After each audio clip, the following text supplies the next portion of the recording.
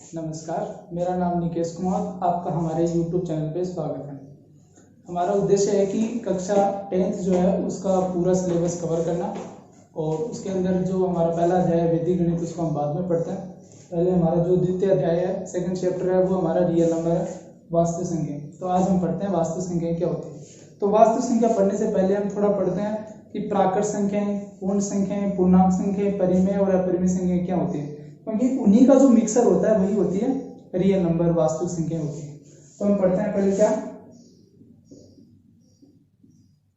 प्राकृत संख्या क्या होती है। इसको इंग्लिश में बोलते हैं नेचुरल नंबर। नेचुरल नंबर वो होती है जिसके अंदर जीरो शामिल नहीं होता और 1, 2, 3, 4 ऐसे टेंस टू इंफिनिटी की हो जाती है। तो ये सारी जो संख्याएं होती हैं वो प्राकृत संख्याएं होती है। दूसरी जो आती है वो होती है पूर्ण संख्याएं, जिसको इंग्लिश के अंदर बोलते हैं होल नंबर। इसके अंदर जीरो शामिल हो जाता है और बाकी प्राकृत संख्या ही होती हैं वो, जैसे कि 0, 1, 2 और टेंस टू इंफिनिटी के अंदर। तीसरा होता है पूर्णांक संख्याएं, जिसको इंग्लिश में बोलते हैं इंटीजर। इसके अंदर क्या होते हैं कि नेचुरल नंबर तो होते हैं लेकिन उसके अंदर नेगेटिव भी होते हैं। पॉजिटिव और नेगेटिव जो दोनों तरफा होते हैं उसको बोलते हैं इंटीजर। जैसे माइनस इंफिनिटिव से -3, -2, -1, 0, 1, 2 और ऐसे इंफिनिटिव के। ठीक है। हमारा चौथा आता है वो होता है परिमेय संख्याएं,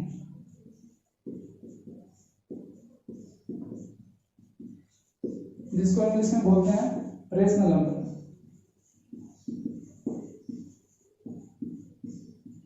रेशनल नंबर जो होते हैं वो p/q के रूप की फॉर्म की होती हैं, जहां पे जो q होता है वो नॉट इक्वल टू 0 होता है, क्योंकि यहाँ पे अगर ये 0 होगा तो ये इंफिनिटी बन जाएगा। इसका मतलब जो q होता है वो 0 नहीं हो सकता। बाकी p/q के फॉर्म में कोई भी नंबर है, कोई भी संख्या है, तो वो सारी क्या कहलाती हैं, परिमेय संख्या। उसके अंदर परिमेय संख्याओं में natural number, integer, whole number ये भी शामिल होती हैं। और उसके अंदर इस फॉर्म के अंदर जो संख्याएं होती हैं, जैसे कि फॉर एग्जांपल 2/5, 6/9 या फिर 1/10, कुछ भी एनीवेज, कुछ भी लो p/q के रूप में नीचे 0 नहीं होना चाहिए, वो सारी क्या कहलाती हैं, परिमेय संख्याएं। फिर पढ़ते हैं अपरिमेय संख्याएं।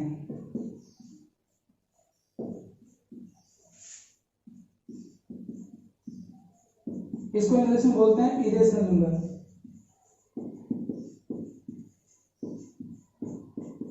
इरेशनल नंबर जो होती हैं वो ऐसी संख्याएं होती हैं जो ना प्राकृत हो, जो ना p/q के फॉर्म में हो, ना ही वो पूर्ण संख्या हो, ना ही पूर्णांक संख्या। तो वो क्या कहलाती हैं, अपरिमेय संख्याएं। मतलब जो परिमेय संख्याएं ना हो उन्हें बोलते हैं अपरिमेय संख्याएं। जैसे कि हम पढ़ते हैं √2 हो गया, √3 हो गया, पाई हो गया। जैसे हम जानते हैं लेकिन पाई की वैल्यू 22/7 होती है, लेकिन उसको मान्य नहीं है कि वो बराबर होता है, इक्वल नहीं होते वो वैल्यू, इसलिए उसको। लेकिन जबकि 22/7 जो है, अगर हमें अकेली ये संख्या देखें तो वो होती है परिमेय संख्या, लेकिन जो पाई होता है वो हमारा होता है अपरिमेय संख्या। ठीक है। ऐसी संख्याएं जो होती हैं अपरिमेय संख्या। तो आगे हम पढ़ते हैं जब रियल नंबर जो है वो इन सभी का मिक्सर, ये सभी संख्या आपस में मिलके वो कहलाती है रियल नंबर। तो अगला हमारा वास्तविक संख्या।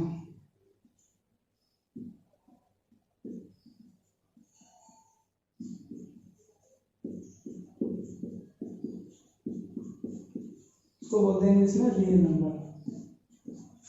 रियल नंबर जो होती हैं वो प्राकृत प्लस पूर्ण संख्या प्लस पूर्णांक संख्या प्लस परिमेय संख्या प्लस अपरिमेय संख्या, ये सारे मिलकर बनती हैं, वो बनती हैं वास्तविक संख्या। अब देखते हैं वास्तविक संख्याओं के बारे में आगे क्या होता है।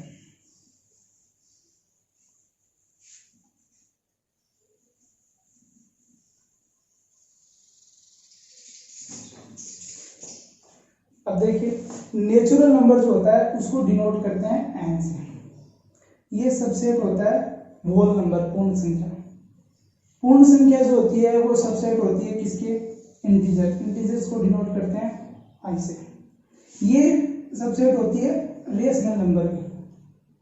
रेशनल नंबर को करते हैं क्यू से डिनोट, ठीक है। और ये सारे जो है वो सबसेट क्यू, रेशनल नंबर जो है वो सबसेट करता है रियल नंबर के। तो ये होता है हमारी पूरी प्रोसेस की कैसे कैसे क्या होता है। आप इसको ध्यान रखना, ठीक है। अब 10th कक्षा के अंदर हमारे वास्तविक संख्या में हम पढ़ते हैं यूक्लिड विभाजन एल्गोरिथम परिमेय। अब हमारा जो आगे का है वो सारा सिस्टम है यूक्लिड विभाजन एल्गोरिथम परिमेय होती क्या है। तो देखिए वो क्या होती है।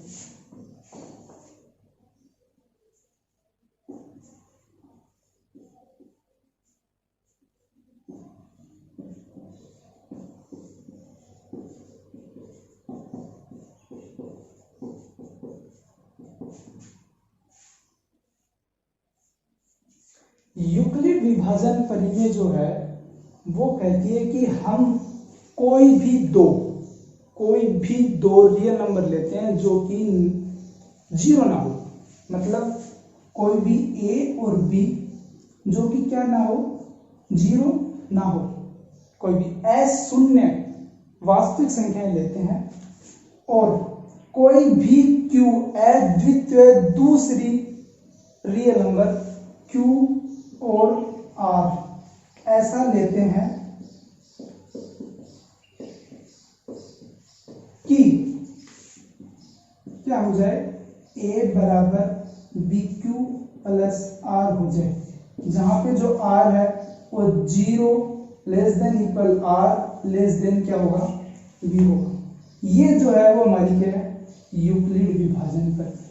इसके अंदर ए को हम अगर हमारी हिंदी भाषा में बोले तो इसको बोलते हैं भाज्य, इसको बोलते हैं भाजक, इसको बोलते हैं भागफल और इसको बोलते हैं शेषफल, ठीक है। अब ये ध्यान रखना कि जो भागफल है और शेषफल है ये दोनों जीरो हो सकते हैं, इन पे कोई भी वो नहीं है कि ये जीरो नहीं होंगे, ये जीरो हो सकते हैं लेकिन ए और बी है वो जीरो नहीं हो सकते। इनको किसी एग्जाम्पल के द्वारा समझते हैं कि इसका परिमेय का यूज कैसे होता है और कैसे काम में लेते हैं।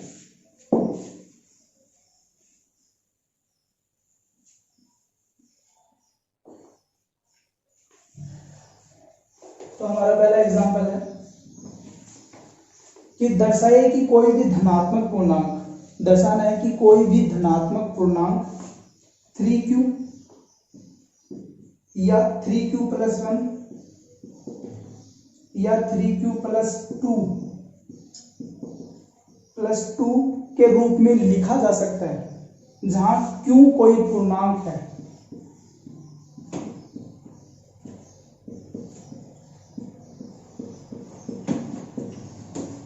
जहां q कोई पूर्णांक है, हमें यह दर्शाना है।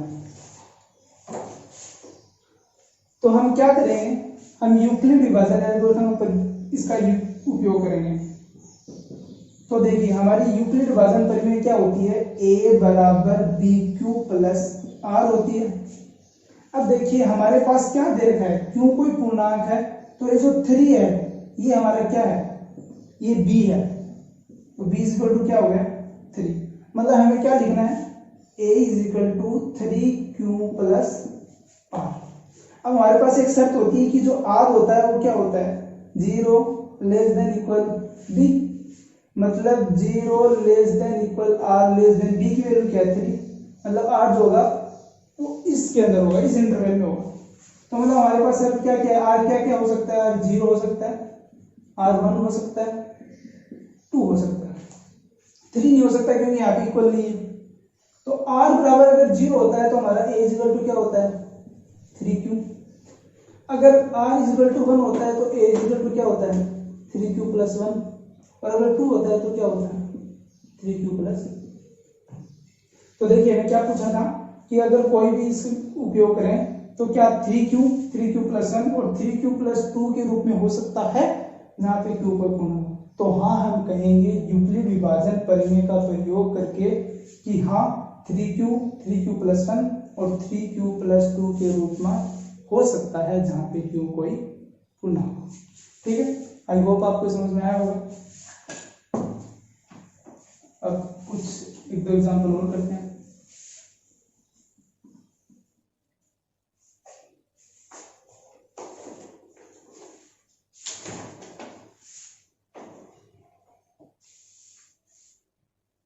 अब देखिए हमारा जो अगला टॉपिक है उसके अंदर समझते हैं आगे क्या हमारा टॉपिक है।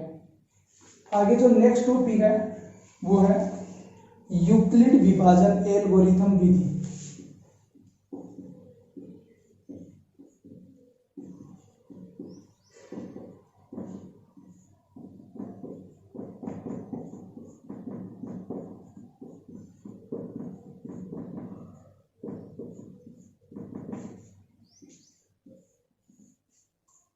यूक्लिड विभाजन एल्गोरिथम जो विधि होती है, ये विधि है, ये 2, 3, 4 चरणों के अंदर होती है। ये यूक्लिड विभाजन एल्गोरिथम विधि है, ये करती क्या है, हालांकि इसका यूज क्या होता है। देखिए इस विधि का यूज होता है वो हम किन्हीं भी 2 या 2 से अधिक संख्याओं के अंदर HCF जिसको इंग्लिश में बोलते हैं हाईएस्ट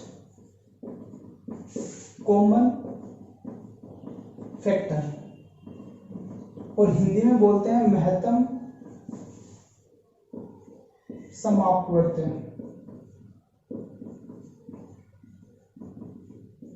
तो HCF किन्हीं भी 2 या 2 से अधिक संख्याओं के अंदर HCF ज्ञात करने की जो विधि होती है वो इसका नाम बोलते हैं यूक्लिड विभाजन एल्गोरिथम। इसके द्वारा हम 2 संख्याओं के मध्य HCF ज्ञात करते हैं इस विधि से। तो हम देखते हैं कि चरण कितने होते हैं, जैसे पहला चरण, दूसरा चरण, तीसरा चरण। इसके अंदर चरण वाइज करते करते हमें लास्ट के अंदर एक HCF निकालना होता है। वो कैसे निकालते हैं किसी एग्जांपल से समझते हैं। जैसे हम कोई एग्जांपल लेते हैं, जैसे हमारे पास कोई 2 नंबर है 81 और 237 का हमें क्या करना है, HCF फाइंड करना है। किसके द्वारा, इस विधि के द्वारा। इस विधि के द्वारा इन दोनों के बीच में HCF निकालना है। तो हमारी जो स्टेप फर्स्ट होती है वो क्या होती है, स्टेप फर्स्ट बोलती है कि किन्हीं भी 2 संख्याएं जैसे A और B हो गया, तो इनमें से जो बड़ी होती है उसको लेते हैं A। तो इनमें से बड़ी कौन सी है, 237 ग्रेटर देन है 81 से, तो हमारा A हो गया ये और B हो गया ये। तो हमने पहले पढ़ा था यूक्लिड विभाजन पर में, उसका प्रयोग करेंगे। A is to B Q plus R होता है। तो यहाँ पे क्या हो गया, 237 is equal to 81 Q plus R. अब हमें क्यू और आर निकालना है कि यहाँ क्या ऐसा रखें कि ये दोनों इक्वल हो जाए, सेटिस्फाई करें। मतलब 81 को 237 से हम क्या करेंगे, डिवाइड करेंगे। तो देखते हैं हम साइड में करके देख लेते हैं क्या होता है।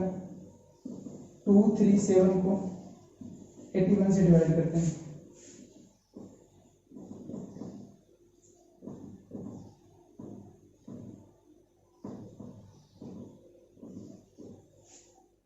ज्यादा हो गया। तो देखिए अगर मैं 2 से करूं तो यहाँ क्या आ गया, 1625 क्या बच गया,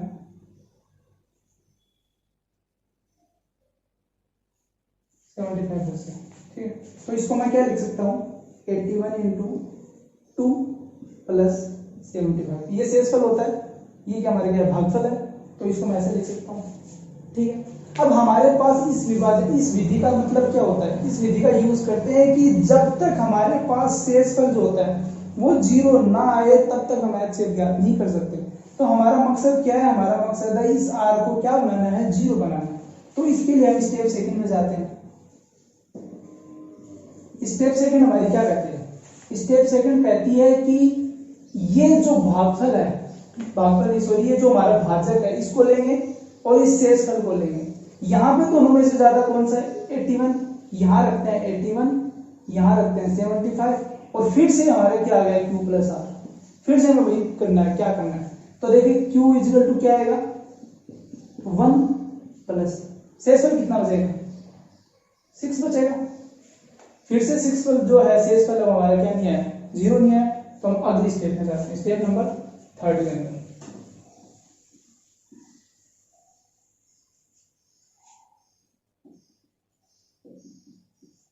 स्टेप नंबर 3 के अंदर मैं फिर से लेता हूँ, यहाँ 75, यहाँ 6, यहाँ पूरा सा।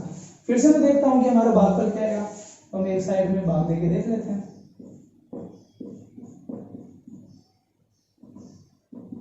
क्या आ गया 3, शेषफल आएगा 3, भागफल कितना आ गया 12, तो इसको क्या लिख दूंगा 6 × 12 + 3।